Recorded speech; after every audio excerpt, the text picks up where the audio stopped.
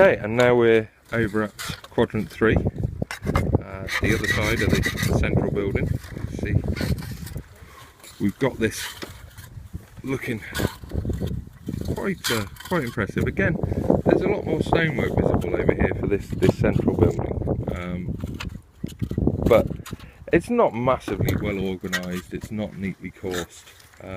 So how much of it is just because of its collapse? But you can see there, that's quite a good shot showing the size and the scope of this building in the middle.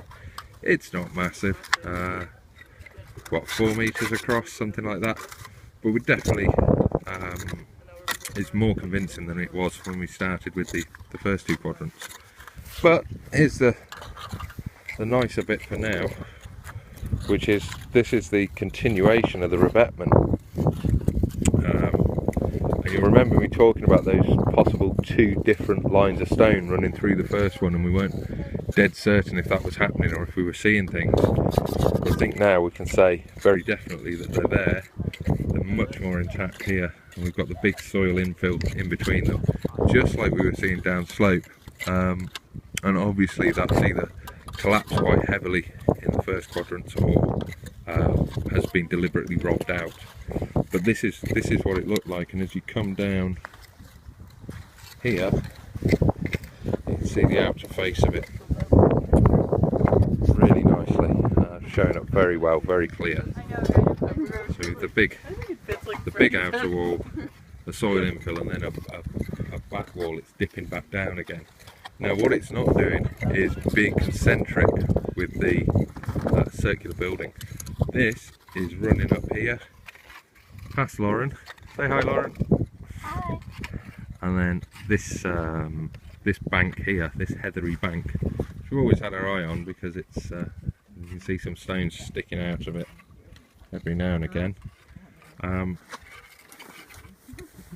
is running up here and right round somewhere.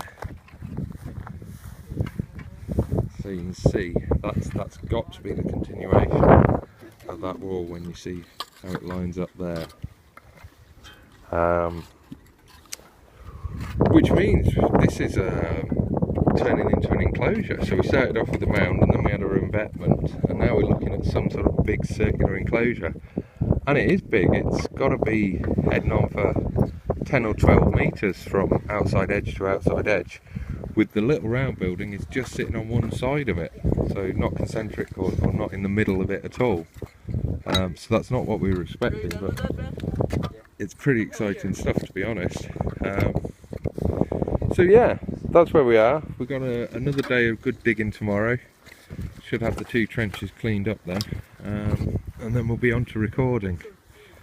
You can see here we're just getting this nice and clean on the inside. So that inside wall comes back down a slope here and along, and then we just still got some of the overlying soils in that corner. But I think you can see probably the difference there, that we're onto something nice and clean, and that'll drop down onto the layers that we were seeing in quadrant 4.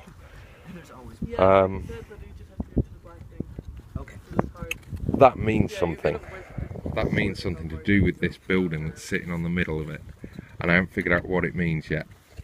So over the next couple of days we'll be thinking quite hard about why that comes back down, and why over there it looks like a mound. But if it dips down there as well, it really isn't. So, you know, if we've got this dish shape on the interior, what's going on? What is it? What's it telling us? Anyway, we're very happy. Aren't we happy? So happy! Are these 2 very happy? Yay! Yeah. 5 minutes till home time, so of course they're happy. Right. One last look. There you go. So we'll see what it looks like in a day or 2.